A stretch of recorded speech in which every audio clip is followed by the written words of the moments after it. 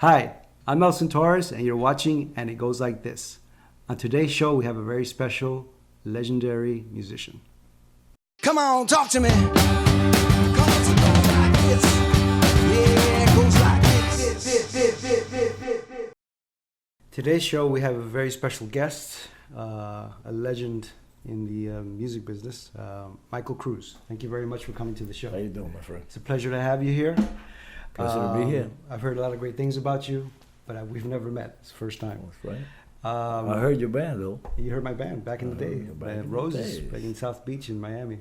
Those were that's what we call the golden age of the Miami live music scene, for us at least. That's back in the days for you. Back in the days for me, it's a little bit further behind.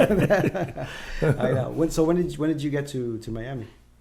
Well, I moved from Cuba to Miami in 1961. Wow, and tell me how was it that you got to Miami? I heard you were part of the Pedro Pan group. Yeah, I was part of the Pedro Pan group, which was 14,000 Cubans that were taken out of Cuba, and anywhere from 1960 to 61 or 62.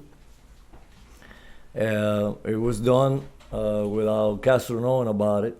It was really? undercover kind of thing, led by a Catholic priest in Miami. His name was Father Walsh. And the idea was that the kids were given student visas, but actually they were coming here it was more of an immigration to get away from right. from what was then a panic about the government taking over what was called la patria potestad, is the right for parents to over their own children. And this is right after Castro took over the island. This was Castro took over in 1959, so that was 61. You were how old?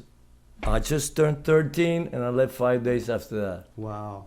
And did you have family and you came to Miami? I had I was in a camp for about 2 weeks in South Florida. Yeah, and an uncle got me out. Okay. I lived with him. Then my brother came a year after that. And then my parents came another year after that. So you were basically without your parents for about 2 years before you guys got all reunited. And then at one point, did you grow up in Florida, or did you? I grew up in Miami. Okay. It was. And how was Miami back in the? Miami back then, like all the Cubans tell you, there was nothing going on here. Because first day they told me, let's go downtown. I come from Havana. Can you imagine? I go downtown. Okay, that's where the big buildings are. I went there. What's going on? There's nothing going on here. No había nada. No había nada. Wow. So this is what in the mid '60s. Yeah, 61. 61. Wow. And then once your parents got here, there was some certain amount of racism too. I would imagine against Cubans. Well, it was back in the 50s, coming out of the 50s into early 60s before anything like civil rights or anything like that. So. Well, what we forget now is that Miami, South Florida, we're the deep South. Just we don't. That's right. We don't realize it because Miami has become such an international city with so many different cultures and stuff that we don't see it. But the minute you get out of like South Florida is the South. It's the South. You go it's that you got Ku Klux Klan in Orlando. A lot of that mentality. Unfortunately, there's still a lot of that mentality lingering around. But so was music always a part of your life? Were you already a musician by the time you got to South Florida? Well, I wouldn't call it a musician. I've always been attracted to music. And my parents were dancers, and my music was always in my house. And I was always attracted to, Cuban music and rock and roll at the same time growing up. Right. And it was in my early years in Cuba. I was listening to Orquesta Aragón, Sensación, and Elvis and Little Richard and everybody all together. And I had the opportunity to learn the basics of Afro-Cuban drumming by playing in the neighborhood there where a lot of... just by watching and listening? Watching a lot of rumberos. So did you ever get to go to school for music, or...? I had private tutors. Here in the United States. That taught me, drum... the rudiments of percussion and stuff. But mostly I pick up on my own. By your own. You always loved percussion? That was I always loved percussion, man. In school, I couldn't stop drumming, playing. So then, at what point did you say, all right, I want this to be my career? Well, when I came to the United States, when I was about 15, my brother was singing and playing congas. My brother was 7 years older than me, and I always it was like a role model for me and all kinds of stuff. He introduced me to a lot of music, progressive music. Right. And he could play congas, and he would sing very good. So he was in a nightclub, but he was also hooked up with the Alpha 66 movement. He was 20, and I was 14, right? So he would do like undercover missions to Cuba. You know, he was responsible for a famous ship that was blown up called El Ataque Sawa.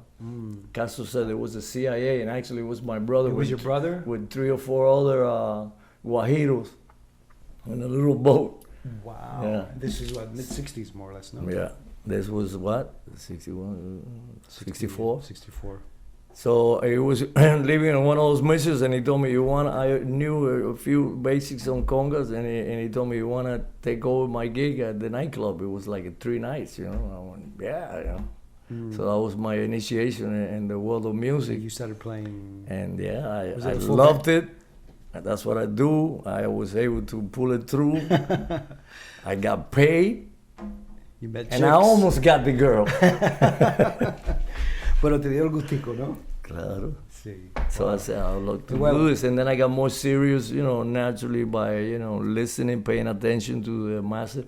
Hey, at 14, I was able to accompany guys like Orlando Vallejo, Miguelito Valdez, Blanca Rosa Gil, Vicentico Valdez, because these guys were in exile, just like us. They were living in, you know, in little apartments and stuff right here, and they would play here. They would play, and these clubs had like music for dancing, and also we would play a show for just the for people artists. to go see the band. So it was great schooling. You know? Where was most of the music scene in Miami at that point? Was it Calle Ocho? Miami? No, it was all over. It was the Americans and the Cubans, man. There was no other mix, you know. Right. And maybe Puerto Ricans that were here from way before, but the Cubans started duplicating everything that was in Havana. Like these clubs were little small night clubs that would have that same names: Club Barbarán, Club Johnny 88, Club 50. They were all replicas of Havana clubs. Right. And there were a lot of those. So at that point, there was a lot of exiles here from Cuba already. Yeah, they were coming daily, man. The city was changed by. My family, well, we left Cuba when I was a year old in '66, and we made a pit stop in Miami. We kept going to New York because my mom's brother, my uncle, was living in New York. So I grew up in New York. So I never got the full Miami experience till later on when I moved. I did move to New York at one point. You did? When the whole salsa explosion was going on, I wanted to be there. So I moved, but I was like 17. It was one of the most important salsa explosions. That was the big explosion of Latin music in the United States, and I wanted to be there, and I moved there. I was gigging I had a nice gig playing at the Catskills. Remember the Catskills, right? Catskills, yeah. That was like a Jewish resort area. I worked at the Grossinger's Hotel, was the best hotel there. And I would go to the city check out all the bands. You play with the band there and then go into the city and check out the bands. Yeah. At what point did you move out to LA? Then I after New York, I came back to Miami.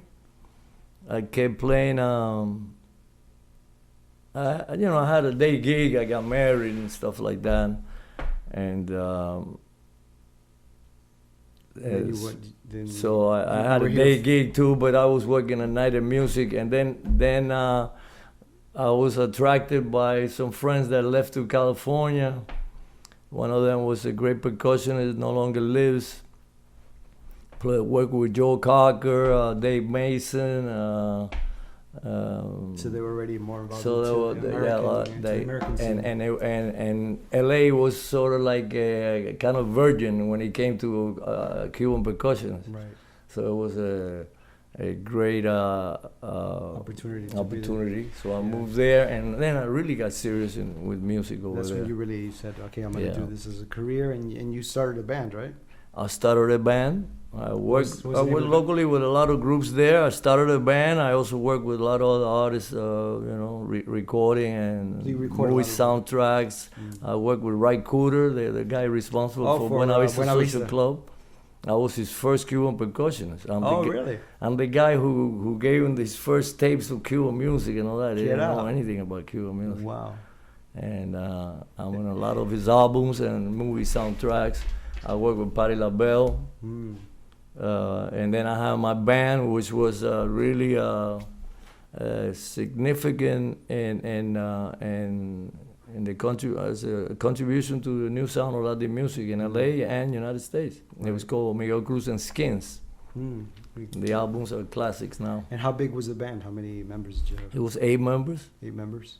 We had a ¿Y era pura música cubana or was it a mix? Pura Música Cubana original. Okay. I So you would- I would- wrote I would- as well. Yeah, I wrote most of the songs. Some of the other band members did too. But it was based on the Afro-Cuban traditions, but with new composition. And so your career basically took off, you would say, in LA. That's where you really felt that. Pretty much. That was a things. very high point. I mean, what part of it did you enjoy the most? The live playing? Did you like the recordings? Did you like it all? I like it all, man. I like performing the best. Yeah. But recording is very interesting.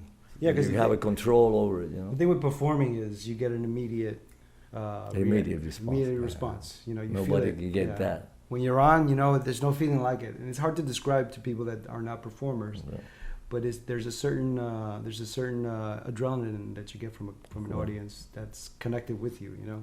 And I don't think there's any other art form that connects people. No, I think music is the one that can do it right there, and you go right into the heart.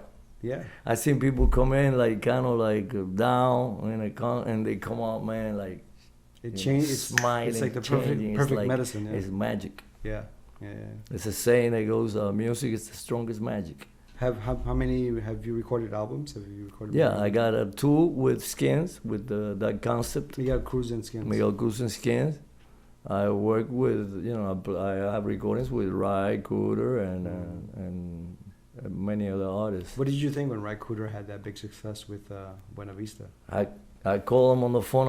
I told you about Cuban music, because man, it was like I would be talking about Cuban music all the time. Right. In the planes, when we go to one city to another, we're like, and they would go, Miguel, stop it with the Cuban music. Driving me crazy with this. Then I told, hey, and what about the Cuban music now? You got a Grammy. You made his career in a way, He went, yeah, man, you're right. Well, and the way, I mean, I've seen the movie, the documentary, and if it's true what it says, which I don't see why it wouldn't be true, is that he went to Cuba to look for something else. Like he was looking for other types of musicians. Yeah, he was gonna record a African group. Right. And they were gonna meet in Cuba, and the guys didn't get a visa. The guys never were able to leave Africa. So actually, he took my little cassette that I had given him, and he went, I want you to bring me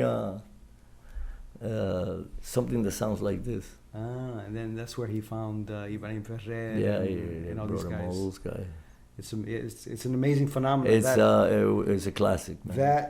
Very nice that stuff. project propelled Cuban music again up to the And forefront. it opened up the ears of Anglo-American international crowd to the real typical Cuban music, not the rockish kind. Because what was salsa. great about that album and the projects that came out after that album was that it was a very authentic way of doing it. It was like you listen to it, y sonaba como música cubana antigua. Like outside of his slide guitar, which he added, he wanted to add a little bit of, I guess, that. Yeah, that was his thing. That was his thing. Which I didn't mind. I know some purists. No, it works. I know some purists who and like. that chan chan is really almost like a blues. Oh, it's beautiful. It's a blues. Yeah, it's a guajira, but it's a blues. Did you ever get to meet any of those guys from Buena Vista? No, not those guys. No, because you were gone by the time they did tour all over the world. I mean, they were able to tour all over the world. I mean, a lot of them are gone already. So in LA, how long were you in LA for? I was in LA like 20 years. And what made you come back to Miami? Miami is home, bro. So all those years of living in LA, you always thought, I'm going to go back to Miami at some point? No, not really. But no, there was some personal stuff going on, divorce, and I wanted to, I came back kind of like rebuild myself spiritually, and then I ended up hanging out here. And then when you came back, did you start playing here again? Hey, people save money all year to come to Miami. I know. You know what? We live here. We already here, bro. I love it here now. I know. You love it now, right? Yeah. After being gone for 20 but years. LA was good, man, I'll tell you. And the musical thing was really good. I used to get, my show was the hottest show there. So I used to get like Al Pacino would come by, and Michael Douglas. It was like, a hot thing in town. Marlon Brando had my record. Really? He's a percussion. He was a percussion freak. Really? Oh yeah. Where did you play in LA? Did you have a play the Dulce Chandler Music Pavilion, which is the hottest theater there. The Hollywood Bowl, the Hollywood Palladium. I worked the best and the worst. Yeah, that's part of our lives, right? You know what I'm saying? Yeah. 1 minute you're playing in the Hollywood Bowl, and other ones that I don't want to mention. Yeah. Did you ever have a residency in LA, like a place you played at regular? Yeah, but mostly I would do not. My show was mostly like festivals. A lot of universities and schools, believe it or not. I had a lot of jobs. I would do like 50 schools a year, easy, Really? And I would do, jazz clubs. How long have you been back in Miami? I've been back in Miami since '91. Oh, you've been back a while. Okay. That's when I started at Mangoes in South Beach. Right. Which was another pretty interesting chapter there. It was a very hot moment too. Yeah, Mangoes was. I remember. Mangoes. And I was the guy who opened it up. I go there now once a month. Oh, you do? And they present me as the guy who started Mangoes. Blah blah blah. Yeah, I remember when I moved to Miami, Mangoes was like the place. What year was that? 94. Yeah, when you got. I was there. 94. I was right there. So you're back in Miami. You still playing? Do you still play? I married my second wife there, single with my band. You met your second wife there? She was 22. I was 48. No, that's it. We lasted a long time. Great girl. Both my wives have been great. Great girls. How many kids do you have? I have 2. I have a boy, 43 now. A girl, 37. I got 3 grandchildren. Oh wow! Any musicians? Yeah, the first grandchild, boy, he's maybe 27 or something now. He plays guitar. Oh yeah, in a band? Does he have? Yeah, he just likes trying to get in. Right. What about Cuba? Have you ever been back to Cuba? I had never been back to Cuba. No. Would you like to go back? Well, I don't want to get political, but I'm one of those guys that I feel like I was thrown out of there. You can get political. I don't. Yeah, being Cuban, you have to be political. Yeah, it's part of our. But I don't want to like get heavy on that. But me particularly, and I don't have family or nothing. I don't have really a reason to go except you don't have any family to left. leave my money there for Right. For the people that told me to get out. Right. Yeah. I never. It wasn't it wasn't part of my plans to leave Cuba. Mm. Yeah, you kind of felt like you were kicked out. No, I don't mind. I built a good life, but it was, I wouldn't feel right doing it. Do you think that? Do you see that some sort of solution happening with Cuba at some point? I don't know, man. I lived through the years where I used to listen to Cuban radio, and every year would tell you, next year we're gonna be there. Next year we're gonna. I went through all that, man. But nothing lasts forever. Every regimen has his moment, right? Has an ending. Yeah, everything has an ending. I went back to Cuba last year for the first time in 50 years. I bet it was good. I went with my mother because my mom is already 80, and it was a special trip because it helps you recuperate. Yeah, I wanted where you to. come I mean, from. Obviously my experience was different porque yo me fui de Cuba de un año, so I don't recall any of the immediate trauma that happened. You know what I mean? I Right, did exactly. growing up in New York. Yeah, and you kind of saw listening it to through my your family. parents. And my father was a political prisoner for 12 years, so Oh. I didn't meet my father until I was 18 for the There you first go. time. So you know what's up. But going back last year and experiencing that was special for me, especially going with my mother. You know, y fuimos a su pueblo, Puerto Padre, somos de Puerto Padre. Yeah, Emiliano Salvador, Sí. Puerto Padre. Entonces, what part of Cuba? Juan Pablo Torres, dude. Juan Pablo Torres. Yeah. I work with him, but a Yeah. lot. Yeah. I'm from La Viva, La Habana. Mm. Is that known for a very musical?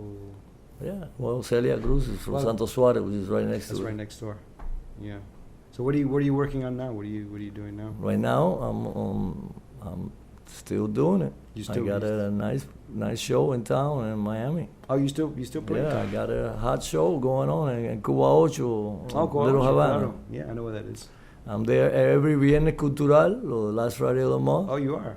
That's my band there. That's a big event. Yeah, and I do every Saturday afternoon at 5 Okay. with a smaller unit, Right. more like a jam kind of thing. Okay. And yeah, I work with another couple of groups there. I'm always there. I work at Mangos once a month.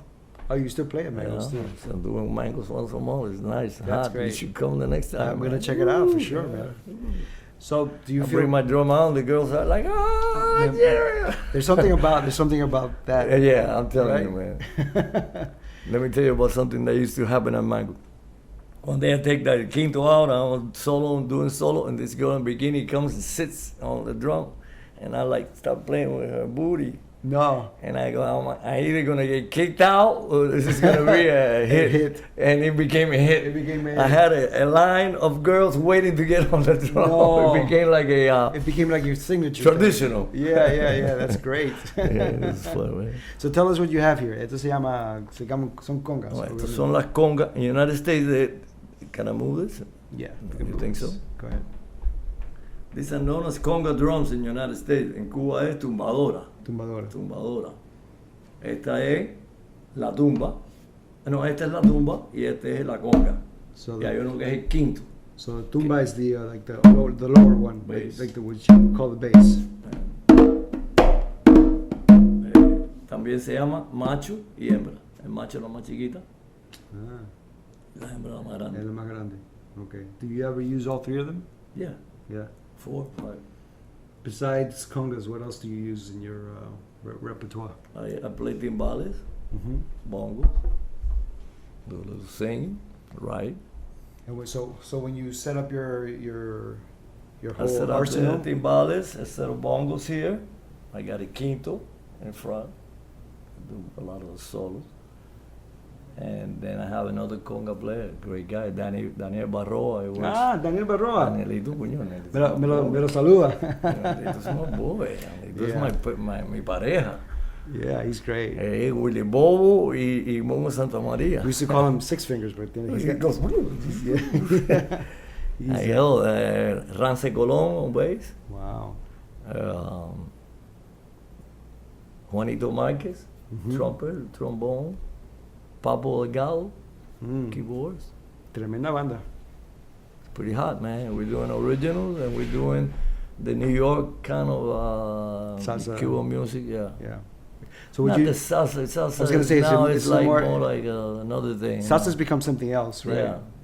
Salsa is like, it's another thing now. So what you do more is more Cuban traditional stuff. Cuban traditional Mason, and is it mason? jazzy, kind of like, and concentrate on the dancing part. Mm. Because I came out with this band doing strictly a Latin jazz repertoire. Because I started at Le Chat Noir, jazz club in downtown. So it was good for that, and I did a few jazz concerts. But there, people want to dance, so I put that dancing twist to it, and it works fine. And people love it. Yeah, I don't have a problem with that anyway. El arte del despelote. Mm. Yo no tengo lío con eso. And what is when you perform live? What is your main focus with the band? Is to project To get the people to get the people moving? full of joy. Right, If the people don't like it, I worry. right. Or if they don't respond. It's not about another musician telling me that I sounded good. It's I- about I always say the best musician is not the one that plays his instrument the best. It's the one that best plays into the heart of his audience. Yeah, it's the best one that reads the audience. You Yeah, know. that's good. And I always say, especially when I perform live, if I'm having fun, Yeah, you gotta believe in it. they're having fun. You gotta believe in it y entregarte. Sí, porque conozco tantos músicos, I'm sure you do too, that they overthink everything. It's like, no, porque si no suena así, porque si no, dude, just play, you know, have fun. You already know how to play. Just You go out gotta, there. you gotta. You know, I like rehearsals to get everything tight, but Claro. once you know the song, it's not about the song. It's about bringing it over to the people, Yeah. making sure that that's what I do. Do you like Why don't singing? you come Saturday, I Friday, will. man? So it's the last Friday. This coming Friday. Oh, this Friday. Yeah, El you'll be 26. my guest. You don't have to spend no money. Dale, ocho live. Es en mi casa. Dale, voy a ir. Ellos me quieren mucho ahora. Qué bueno. Tengo 70 años y me pagan por ser rumbero. Yo. Qué bueno. How many people can say that, right? At I'm 17. telling you, bro. It's a blessed life, man. And I like to mention here because I'm going through a nice spiritual awakening now that I didn't expect it in my life. Because I had a car accident 2 years ago. Okay. Couldn't walk. I was in a wheelchair. Wow. Resigned to having a life that way. You understand? Mm-hmm. So I was in a room watching TV. The high point of my day was what kind of movie I was gonna watch and shit like that. Right. You know? And Did you have to go to a lot and of then I had an encounter with a friend who kind of went through the same thing, and then he had he hooked me up with a surgeon, and he fixed me up. It's amazing. Like that. And then a lot of things started happening after that. And you got back on track. You started playing Back again. on track, man. I got friends that bring their kids. The kids are 20 and stuff. They go, okay, I'm gonna go with you, Dad, or we're gonna go see your friend. And then they go, dang, I'm bringing my friends. Well, that's wonderful, man. You're an inspiration. Thank you so much for being on the show. And we're gonna get to hear you play now in a little bit. Thank you for coming, Michael. That's right, my friend. Thank you. Miguel Cruz.